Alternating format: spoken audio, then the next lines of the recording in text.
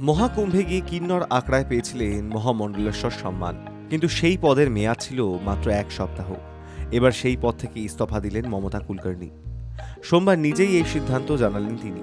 মহামণ্ডলেশ্বর পদ থেকে ইস্তফা দিলেও নিজের সন্ন্যাসী সত্তার বিসর্জন দেবে না বলে জানিয়ে দেন মমতা। মমতাকে মহামণ্ডলেশ্বর পদ দেওয়ার পর কিন্নর আখড়ায় অন্দরে শুরু হয় বিতর্ক। প্রশ্ন ওঠে অভিনেত্রী আদৌ মহামণ্ডলেশ্বর পদ পাওয়ার যোগ্য কিনা। একসময় রূপলী জগতে সাহসী দৃশ্যে অভিনয় এবং অপরাধ জগতের সঙ্গে নাম জড়ানোয় মমতার মহামণ্ডলেশ্বর পদ নিয়ে আপত্তি জানান অনেকেই।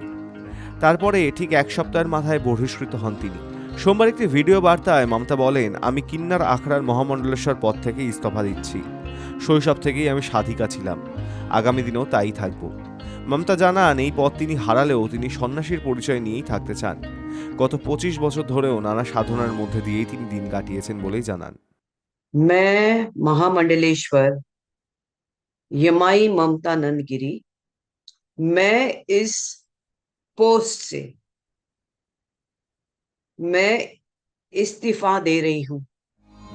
নিজের তপস্যার কথা আগেই বলেছিলেন মমতা। অভিনেত্রী তথা সাধিকার কথায়, আমি 25 বছর ধরে তপস্যা করছি।